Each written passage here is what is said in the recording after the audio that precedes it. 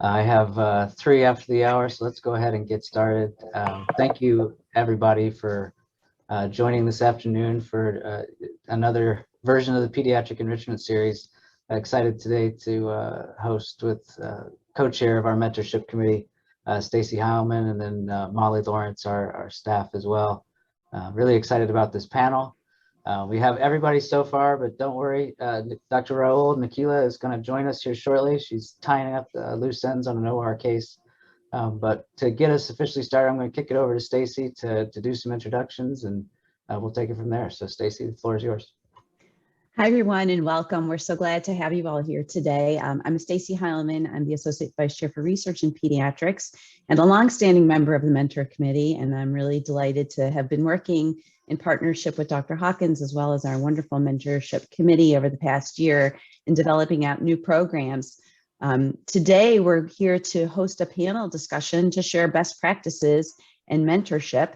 And I will get to that in just a moment, but I'd like to just take a brief pause and ask Molly Lawrence to give us a quick overview about what the mentoring committee has been up to this past year, as well as a highlight of an exciting program that we would like to ask you to all participate in. So Molly, take it away. Yes, thank you so much, Stacy. So if we haven't had an opportunity to individually connect, my name is Molly Lawrence. I'm the program manager of faculty development and also a co-chair in an administrative role for the Pediatric Mentoring Committee. I've been in this position since about August, and there's a lot of exciting things going on around mentorship. One of these things that I'm going to highlight today is the mentor matching program in pediatrics, which several of you might have heard of already. We're officially launching it in early 2022, but earlier this year, there was a survey that went out, needs survey for faculty, and what it really found was the faculty would like more information about best practices of mentorship and also some facilitation around mentor-mentee matching to really lift mentoring off the ground for them and make it easier. So this program is set out to accomplish just that. We want to create more opportunities with faculty to network and also make mentor-mentee matching easier to set them up for success. These are the areas of mentorship that we are aiming to cover. If you resonate with any of these areas, I definitely recommend this program for you, either as a mentor or mentee. And the plan in early 2022 is that all new faculty in the Pediatric Institute will be connected with both a primary and secondary mentor. Primary meaning inside of your division, secondary meaning outside of your division, so you get a balance of both perspectives. So right now we're very much in the collection phase. We have 44 mentors in our database right now, and we're aiming to get about 100 when we officially launch the program. So if you would like to serve as a mentor, there's a QR code here. And you can fill out a quick survey that'll ask you some questions. And then all this does is really put your name in a hat. Once the program starts, if you match on certain criteria, such as areas of mentorship, expertise, availability, and different things like that, you will be paired and asked if that's an appropriate match, and then we'll move forward from there. So if you would like to be considered for a mentor or as a mentor, go ahead and fill that out. And if you have any questions, please let me know. Great. Thank you so much, Molly. We're quite excited that the Mentor Match program is off to a good start so far.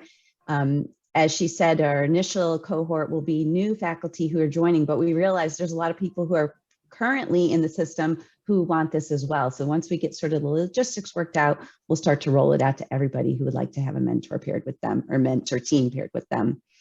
All right, so let's go ahead and get started with today's programming. We're still waiting for one more mentee, but while we're doing that, I want to make sure that you all see that we've got some different Zoom backgrounds here to show you who are the mentor-mentee pairs.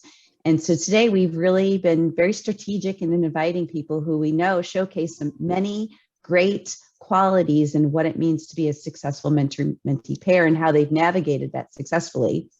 And we are waiting for one more mentee. Dr. Gowdy has said maybe she decided to not show up for some unknown reason, but we have assurance she'll be here.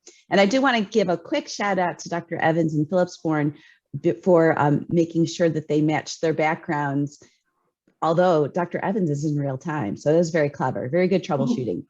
But how we're going to kick this off is I'm going to ask each mentee to introduce themselves and then introduce their mentor.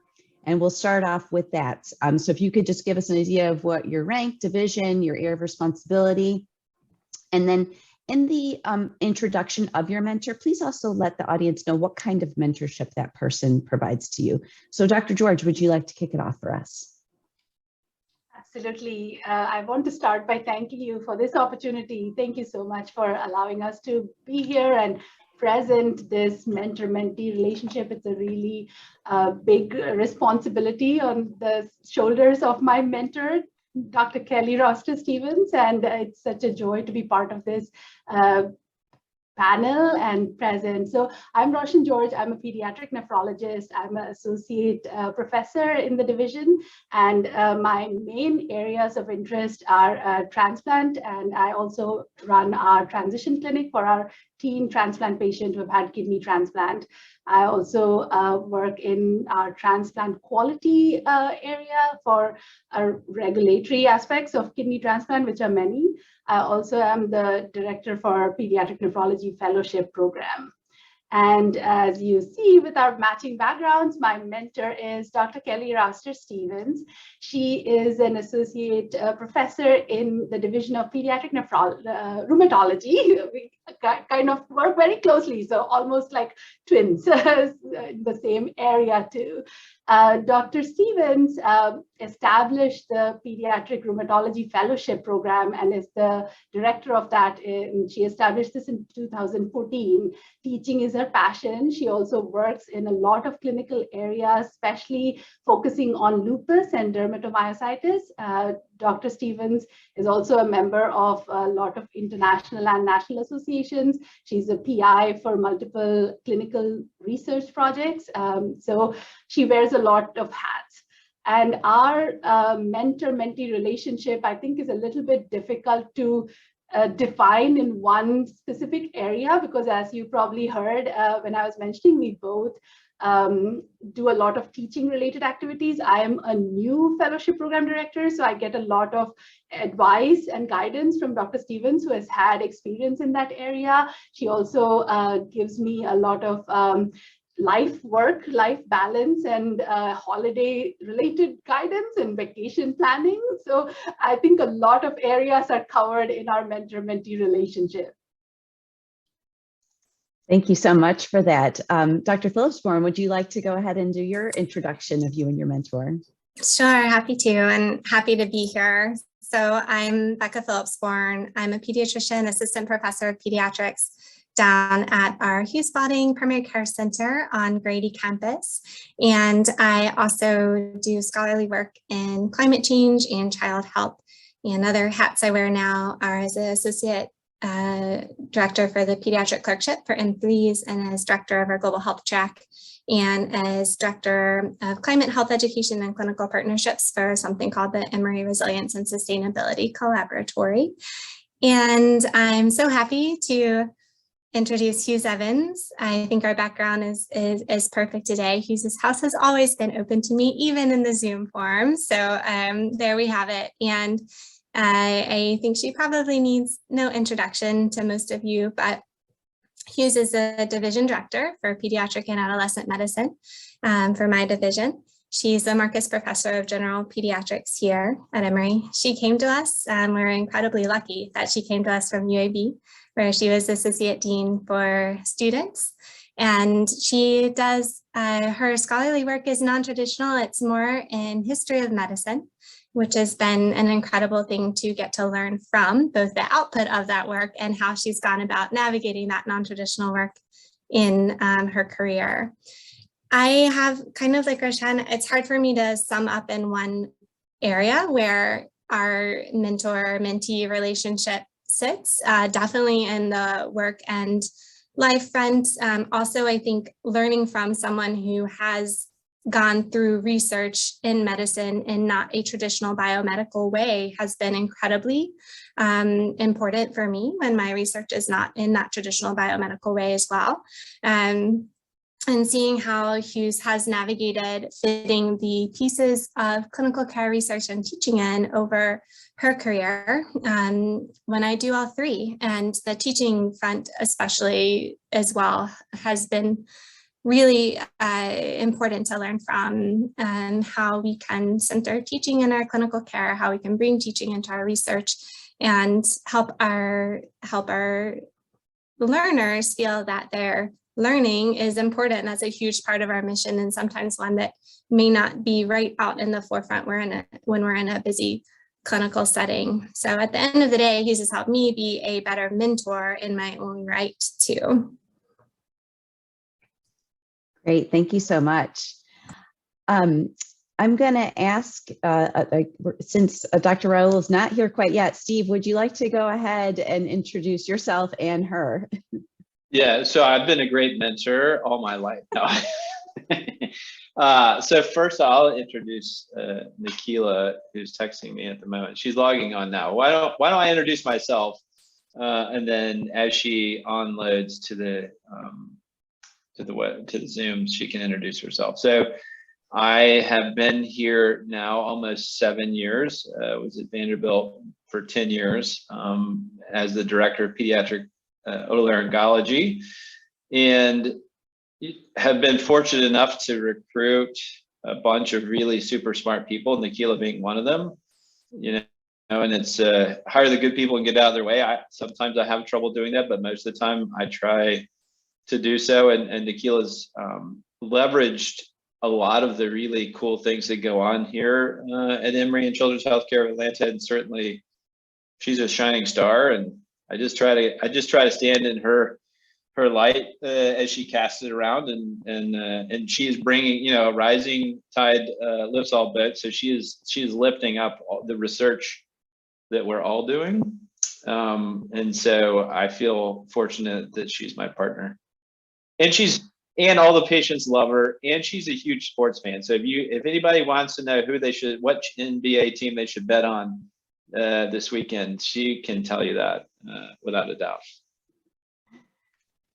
Dr. Raoul, your timing is impeccable, and now you can corroborate and introduce yourself and corroborate what a great mentor Dr. Gowdy is. And actually, we'll just go ahead, since he did introduce you as well.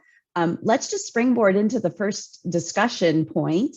And Hal Simon actually posed it in the chat, and so we'll just feed off of that. I think that mentees, I'd love for you to share with us how you connected with your mentor, if you were seeking it out specifically, or if it just happened over time. And what was sort of the light bulb moment when you knew it was a good relationship, if there was one? So Dr. Raoul, if it's not too much to ask, going from one thing to another, let's start with you. Yeah, absolutely. So I was really fortunate that when I was looking for my first job out of fellowship, that when I reached out to Dr. Gowdy to see, he really took me under his wing immediately. And it almost like the position that he created or whatnot for me, I knew from the beginning that he was going to be very supportive, because he already showed that, whatever my interests were, especially from a research standpoint and clinical standpoint, that he was there to support me. I will say that my personality is such that sometimes it's hard for me when I'm not non-confrontational. I'm very, people pleaser and that kind of stuff. And honestly, Steve has forced me to push myself a little bit to be more comfortable with stepping out of my comfort zone and trying things that, from his own experience, that he was able to share with me, hey, this works, this doesn't work, which wasn't necessarily super comfortable for me. But I think it took me, I would say, like 2 solid years to feel like our relationship as mentor-mentee is very strong, because like I said, he pushed me, and that's how I felt that connection, that he really supported me in that way. Thank you for that. Dr. Phillipsborn, would you like to go next? Sure. And Hughes can fill in where I may be wrong. So Hughes is coming to Emory when I was still a resident, and I think our first kind of substantial, more than introductory conversation was around summer diarrhea, when Hughes had seen a paper on climate change and diarrheagenic E. coli that I had worked on and that was published. And one of the references was to summer diarrhea in a paper from many, many years ago that she had kind of an intersection with summer diarrhea from her scholarship and her history of medicine research as well on feeding of newborns and infants. And so that was really wonderful. And I think that opened my eyes to the Renaissance woman that Hughes is and her interest in liberal arts, really, and other areas. And that was special. And she also brought this to my attention. She has continued to be interesting and interested since that day. So that was incredible. I didn't know at that time what my career trajectory would be. So our mentor-mentee relationship definitely got a boost when she hired me to come back to our division of general pediatrics. And at that point, we had the opportunity to develop that relationship a bit further. I think Hughes is incredibly accessible. So she continues to be like the person that I will call if I need something and I don't know what to do. And the thing that has been true from the beginning, even when we did not know each other as well, is like Hughes answers her phone, which is like crazy that that's special in this day and age, but that's pretty cool. And it's just there for me and has been since the beginning. Thank you for that. It does sound like it was love at first sight. It took a little time for the diarrhea connection to solidify, but sorry, I didn't mean to go there.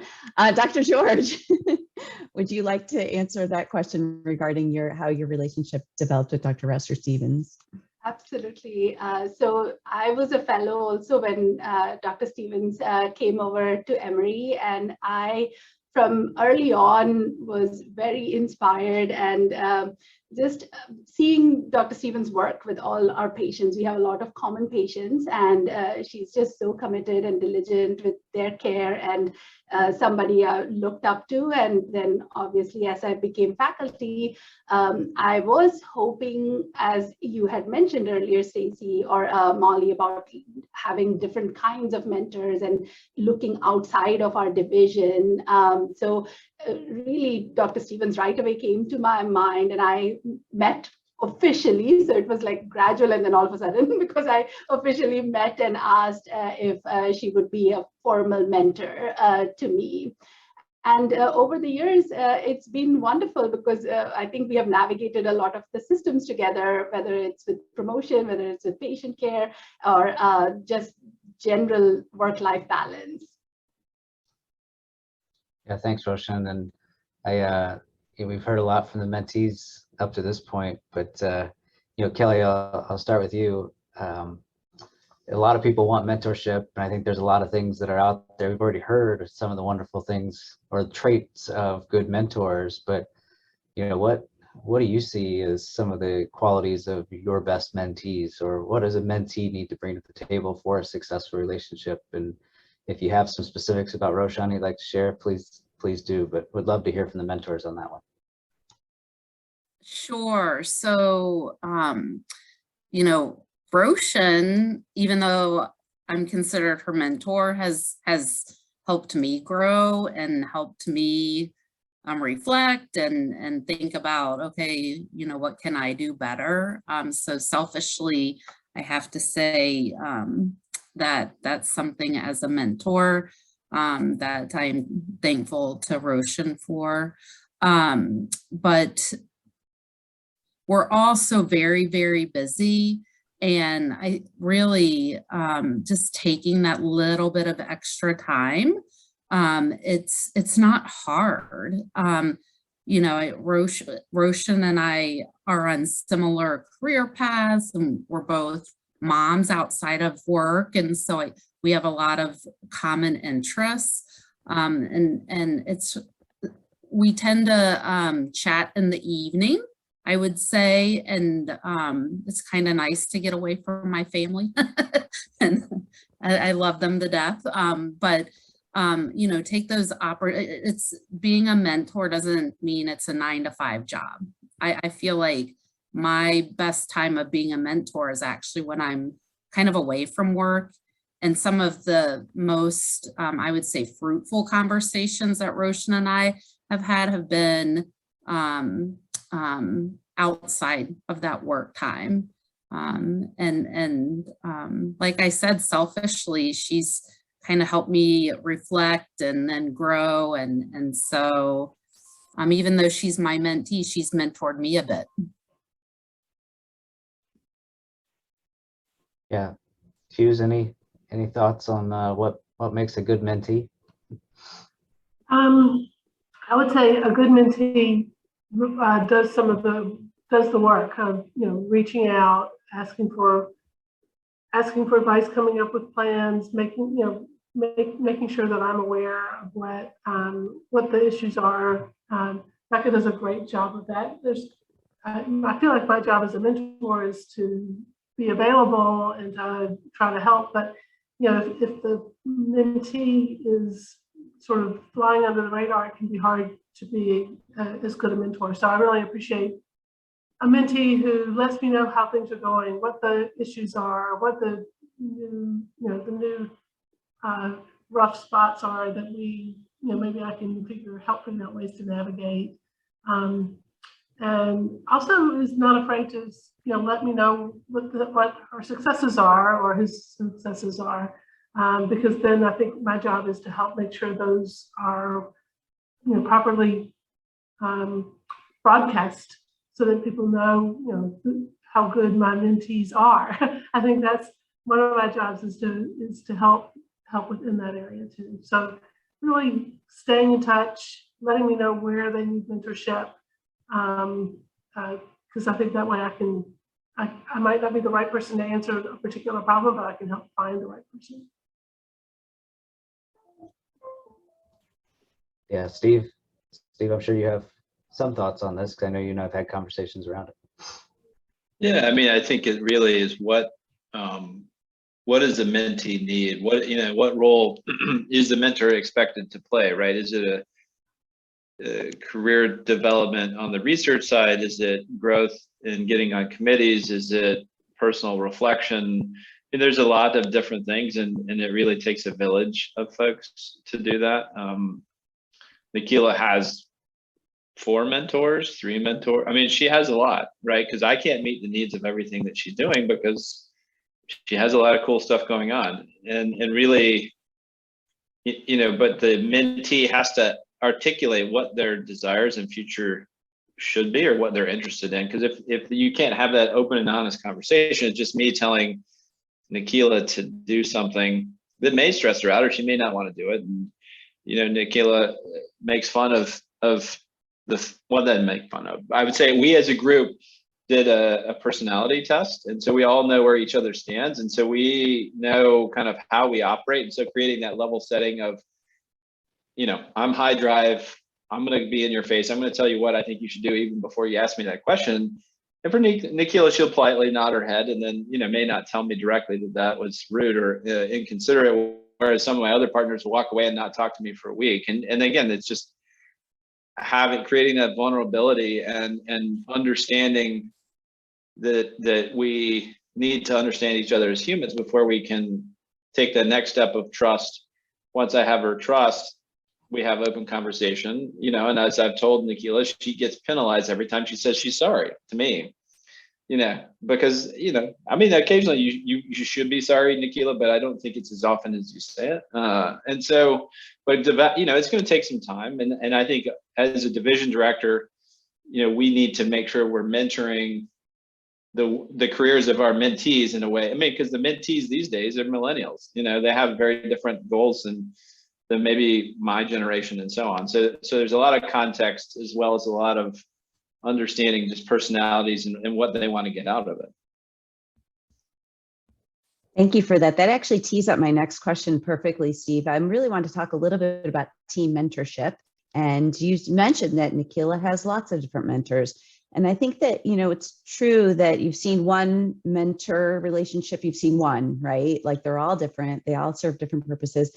I wondered if the mentees could comment upon team mentorship and that concept and how you've made that work for you. And one thing I've sort of always wondered is if you have personalized relationship with each mentor separately, or if you ever get your mentors all together and it's like a group activity. And so Nikila, would you like to answer that to start? Sure, yeah. So Steve is totally right. I think, when I first said that it took a couple of years before I felt like, hey, we have a really good mentor-mentee relationship. I think it's because I don't think I knew what I needed from a mentor. I think that, like Steve was saying, just our generation is such that we're, it's just a little different mentality, perhaps. And he actually helped me realize that more than one mentor is good, and can really fill voids in whatever areas of guidance that's needed. So for me, I have personal relationships with all of them that I'm lucky that I found mentors who I'm able to maintain a relationship, even if I'm not like Steve, I talk to all the time. He's my go-to person. But I have other mentors who, for certain things, they are my, touch point for those things. And it's never an inconvenience for them. It's never like, because we haven't talked in some weeks, that I can't go back to them. So I think that has been really good for me. If you find people that you connect with that don't necessarily you don't need to be always, emailing them and checking in and things like that, even as a mentee, that you have that foundation. Now, as far as team mentorship, now all my mentors don't get together, but certainly groups of them do. And I always keep them abreast of what is going on with my other mentoring relationships. So, because I think it helps them figure out where they can help me best. And so sometimes, like in particular, Will Sharp is one of my other mentors, and Steve and Will and we meet every couple of months together, but I meet individually with Will weekly. And like I said, I'm constantly talking with Steve.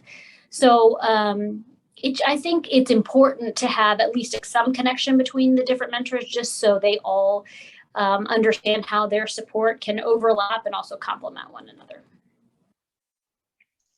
Yeah, thank you for that. That was very well said. Becca or Roshan, do you have team mentoring experiences you'd like to tell us about?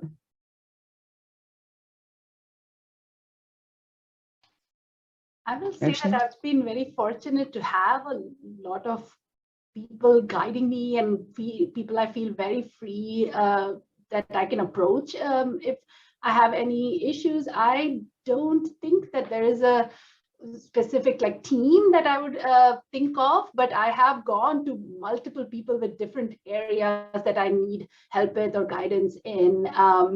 So I think we are very fortunate in our Department of Pediatrics to just have such wonderful, wonderful folks who are just experts in a lot of things, just great human beings. So I'll just leave it at that. And Becca, if you have anything more to add for team mentorship, I'll give it to you.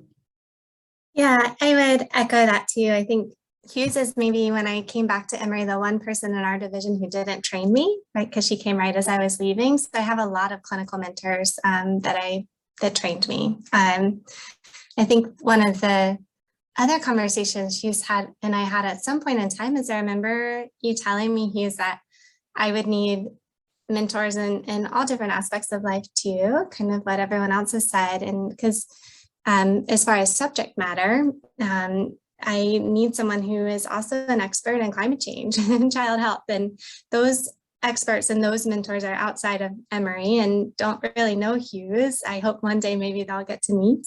And so it's been a little bit different. There are lots of wonderful people at Emory in our department, at Rollins, at the Global Health Institute, other people who are incredible guides and in some ways mentors as well. I don't think of it as kind of like all those mentors getting together necessarily, but Hughes, like you all have said, was very encouraging from the beginning that different mentors can serve different purposes and in different areas of your life, whether it's subject matter for research, that research expertise, or work life, clinical, all these different realms, or some of all of the above. I had to laugh. Hal, your questions in the chat are spot on. So the next question I was going to ask, I wanted to go to the mentors and maybe talk about some of the less shiny and rosy parts of mentorship, and particularly as mentors, how do you handle situations where maybe a mentee has distanced themselves a little bit, maybe because they haven't met expectations or have had maybe a setback early in their career that they're struggling to talk about with others? Do you kind of proactively approach them, or do you give them space and hope that they reach back out? I don't know if there's a right or wrong answer, but Hughes, I suspect you've had more mentees than anybody else on this call, and would love to hear your thoughts on that first, but like to hear from everybody. Yeah, that's a hard one. I think sometimes it really depends. It depends on what the problem is, on the underlying concern of why they're not, why they're sort of making themselves scarce.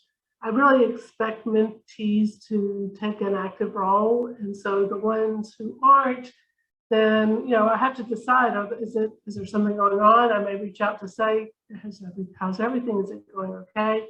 And if I don't hear, I kind of often will just figure they've moved on to someone else, which is totally fine. I have been, unfortunately, in the situation where I've had to.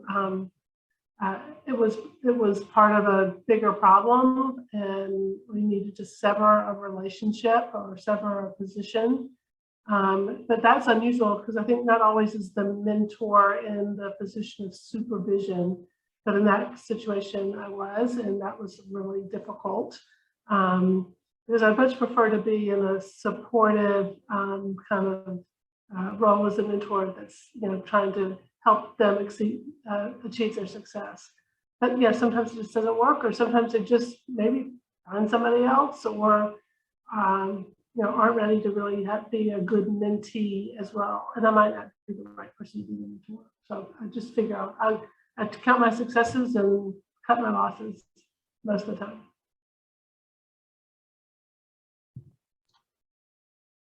Steve or Kelly, any thoughts on just kind of how your approach to those situations? Yeah, I'll go first. I mean, it's hard. Hughes, obviously, I like it. Cut your losses. There's no reason to pour water into a bucket with a hole in it. I think ultimately getting that psychological safety, that trust, that understanding of who these people are. I don't care if I'm a bad mentor for you. That's great. Let's move on. Let's find you something. I've had this happen, and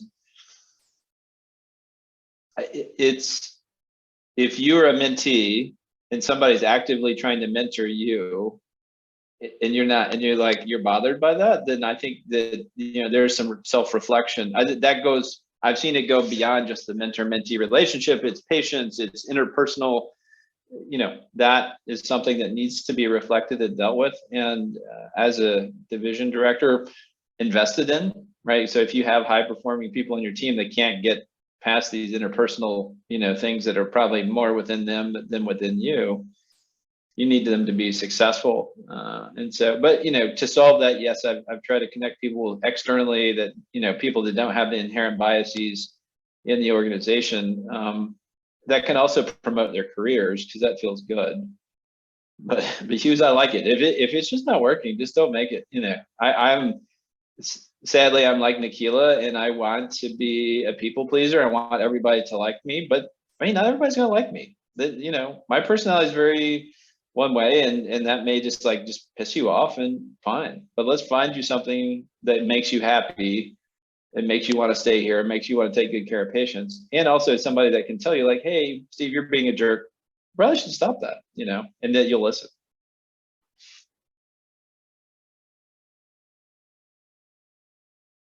Can I add something, Matt? Oh my gosh, please, yes. Yeah, I think one of the things is maybe complicating in this, and Steve, you could probably relate to it, is when your mentor is also your boss. So that sometimes this might be good. So for some people, the mentor maybe shouldn't be your boss. Your boss is a mentor, or should be a mentor, but maybe not your primary mentor for everybody. I think it's worked great for me with Becca, but I can imagine times when it would be better for someone not to have there could be potential conflicts of interest there that you just want to make sure you're aware of.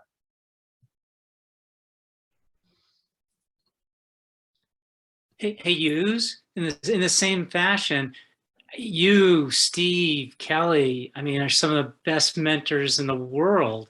That means anyone who comes to Emory and says, I want a mentor, guess whose names come up? Kelly, you, Steve. How do you when it, you know, how do you handle that? How do you balance it all? You can't be the mentor for everyone. Right. You can't. And sometimes you just help them figure out, you listen, you say, tell me what you're looking for. And you just help them to see whether there might be someone who's a better fit for them. I tend to say yes to everybody, and that's my own personal problem. but I realize that, you know, a lot of those people are not going to ultimately really be my mentees. They will have navigated over time to somebody else. Yeah, and I'll just add the advantage, you know, I've been here going on 11 years. And so I've gotten to know a lot of people like Hughes. If someone is seeking mentorship, I'm happy to help them out. But I've gotten to know a lot of people. So using my resources around me. And I encourage people, you absolutely need mentors in your division. But I think Roshan and I are a great example of it's really helpful to find folks out of your division. I think there's a little bit of a different perspective, and I can bring things to the table that, you know, the pediatric nephrologists may not be able to bring. And so, you know, networking is an important part of mentoring. But I think part of my answer to it is when people come to me, I point them to you, to Steve, to Kelly, but now to tip my hat and a thank you. I mean, this is what Stacy and Matt are doing. They're identifying a bigger cohort of people that actively want to be mentors. And there's a lot of great mentors out there. So I think that that's going to, you know, raise the world for opportunities. So I think they're sort of the answer to the question I was raising. Yes, thank you, Hal. I'll pay you later for that. But that's exactly right. Like the mentor matching program in pediatrics, the MP2P, did I say that right? Anyway, that's really is going to be a resource that we hope everyone will be able to utilize. It doesn't replace the networking for sure, but it is an avenue and a tool that we can all use. Another question that I had is sort of, we've touched upon it a little bit, and how to make these relationships win-win. I heard some of you say that you get as much as you receive out of the relationship, or get something out of the relationship for sure. But I wondered if you could share with our audience sort of what are some of the tangible things a mentee can do and can bring to the table to really make this kind of a two-way street. And I'll start with you, Roshan and Kelly. What kinds of things do you two kind of have in terms of that reciprocity? I can start by saying just from an example of a fellowship program. So this is something, a newer role I stepped into. Obviously, I was the associate program director, and Dr. Warshaw is wonderful as also a mentor for the fellowship that he established. But again, going back to also Dr. Gowdy's points, all learners are different. So having that platform where I can bounce off ideas with Dr. Stevens and talk about with Kelly about how to manage certain things that arise, and that gives almost a collaborative discussion to start for us to talk about specific issues that we are trying to deal with, or scenarios that might be in front of us, especially given the pandemic, how things are different in our teaching and learning models. So it's, I think, a discussion that maybe helps us both because in Dr. Stevens' role as a fellowship director as well. And I think that is just an example of how things can be a more collaborative than prescriptive, and having that two-way street in discussions and guidance of topics. The other thing I'll also say is that I always try to think of an agenda or some kind of, goal orientation when I'm thinking of meetings, and having some thought pre-meetings, putting into these are some of the specific areas I want to discuss with, and outcomes that I'm hoping to achieve with our discussions, like the action items that will help me move forward. So even though we do have some really good heart-to-heart talks sometimes, I think there's always an underlying thought that this is where we are kind of going in our broader arc of our career, our relationship with that. So I think just being mindful, I think, is helpful. And Kelly, if you had anything else to add. No, I completely agree with everything you said. And yeah, we've had some really great fellowship conversations. And then I've taken things that Roshan and I have talked about and taken it back to our fellowship to grow and enhance our fellowship. Our divisions share a lot of patients on the clinical side of things, really ultimately helping our patients. So yeah. Thank you for that. Hughes and Becca, from your faces, I think you have something to add to this as well.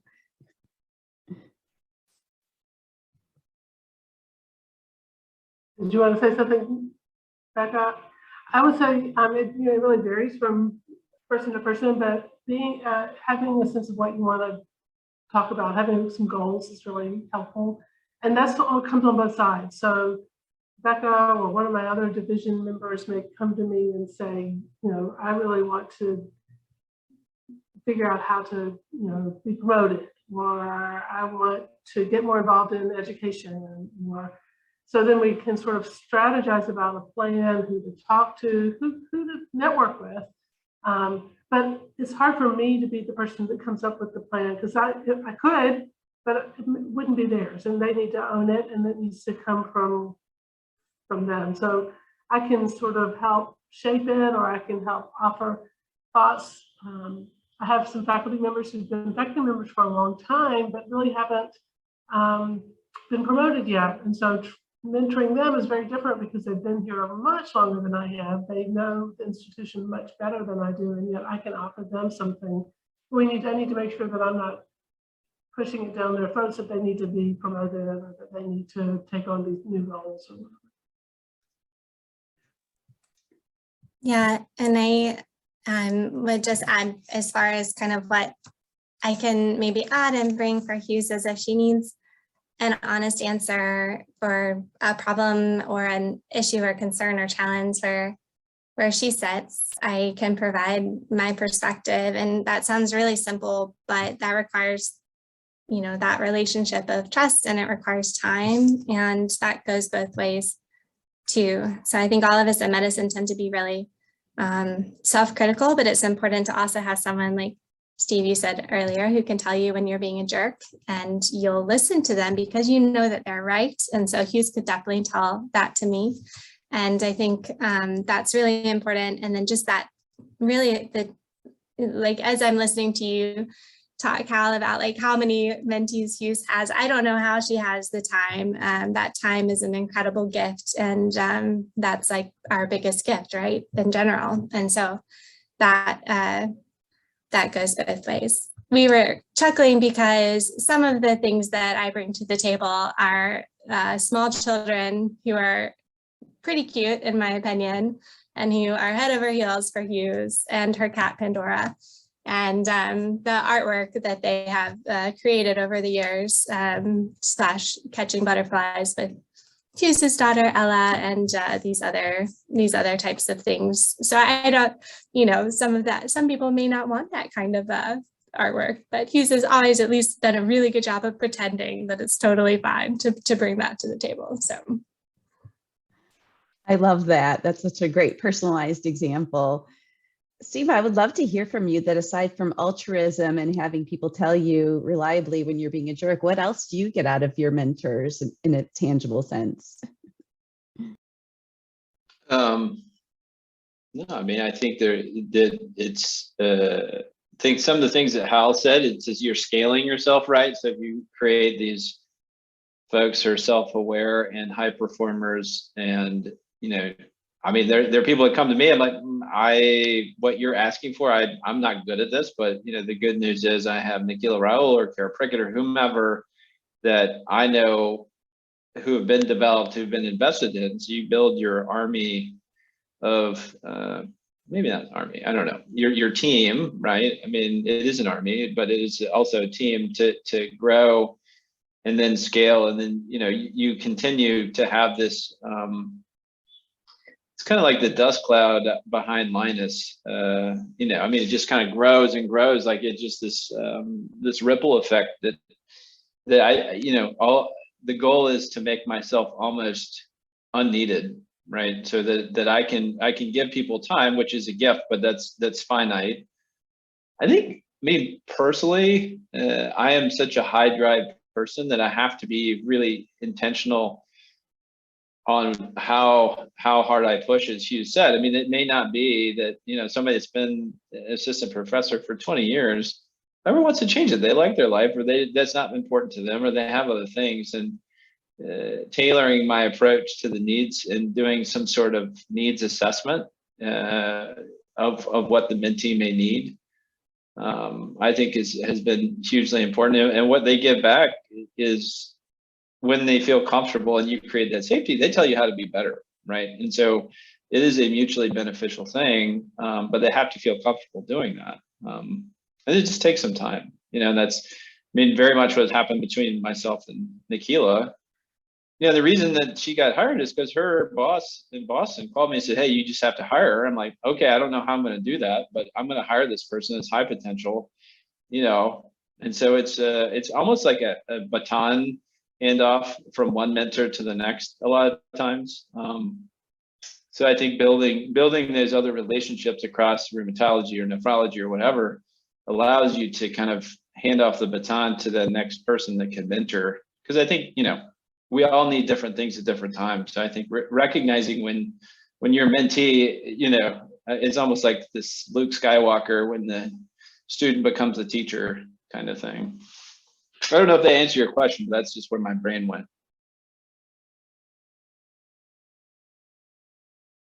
Yeah, Steve, I do want to state just one quick question and be a little bit more specific for you and Nikhila. And I realized Nikhila might have had to run back to the Yes, OR. I told her to focus on clinical care at the moment, but yes, yes. Good mentorship, good mentorship.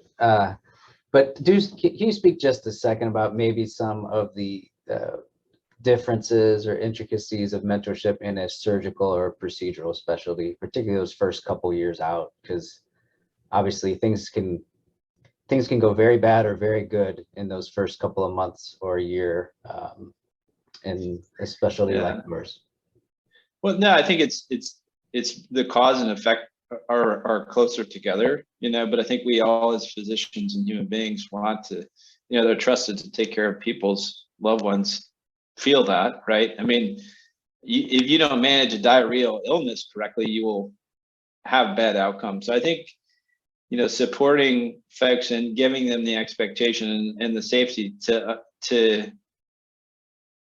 be supported, and that they know that that you make sure that they know they're human. I mean, I tell every time my partner's talking to me and it's like, oh, this is a tough case and blah, blah, blah, you know, and I, you know, my only statement to them is like, you know, the only way to avoid complications, you know, is not to operate, right? So we have to just set that standard. Like, we're all human beings, we're all fallible, and in supporting them and pulling them tighter when things don't go right, which happens to everybody, is hugely important. Particularly as a young faculty, you know, you've never been the one holding that bag ultimately, and so that's hard. And the, you know, the QI process, and I think creating a culture of constant improvement that you demonstrate as a mentor helps them understand that we want everybody to improve and get better. And we understand you're human, and the reasons why we're going to look at this failure or adverse outcome in a way that's uncomfortable is to make things better, including you. So it's not easy. It's not easy. You know, a lot of us, wear our hearts on our sleeves, and that's hard. But we also are not adult doctors, so I think that's inherent. Did that answer your question? Yeah, thank you. Thank you. Nikhil, I don't know if you heard the question or Steve's answer, but if you wanted to chime in, and it's just pertaining specifically. I didn't hear it super clearly. I'm sorry. Do you mind repeating it? I did hear part of Steve's answer. I was just asking for if you had any sort of unique comments on mentorship, the criticality of mentorship, particularly in the first couple of years for a surgical specialty or procedural specialty. Yeah, absolutely. I feel like, I feel like I was super lucky, honestly, that Steve was my boss coming out and was actually willing to take under his wing many junior faculty who came straight out of fellowship, because, I had a residency mentor who once said to me, when you step out on your own the first day and you get into a difficult situation, you look over, there's something called white tile syndrome, he called it. You look over your right shoulder, you look over your left shoulder, all you see are white tiles behind you. So I was prepared for that. I was definitely nervous for that. And I will say that Steve has never, ever made me feel that was the case.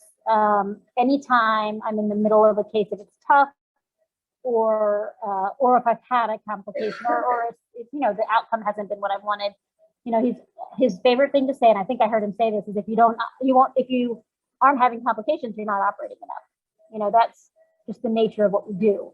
So just, we're never going to stop caring and trying to do it perfectly, but having somebody there to say, these things happen, we're going to work through how to get through it and not lose confidence. I definitely get that from him, have gotten that for the entire time I've been here. And, he remembers this. There was one time where I felt like the way he was trying to give me that advice was not particularly supportive. And I know I was sensitive about it, but I felt like our relationship was open enough where I could tell him, hey, that was not helpful for me. And he immediately, flipped the switch and was, again, that really supportive mentor, which has been invaluable as a young clinician, for sure, as a young surgeon.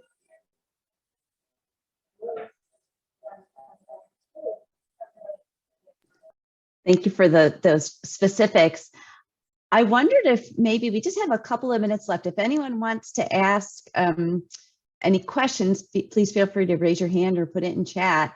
But it occurs to me that we might be a nice way to sort of close out this wonderful session is to let us know, mentees, have you ever heard like some really poignant advice from this mentor or any mentor that has really stuck with you and helped sort of serve as your guiding light?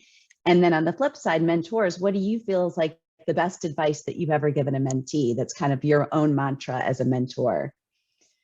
So I don't want to put anyone on the spot, but if anyone has some words of wisdom that you can shout out and let us know what you think in that regard, please unmute yourself.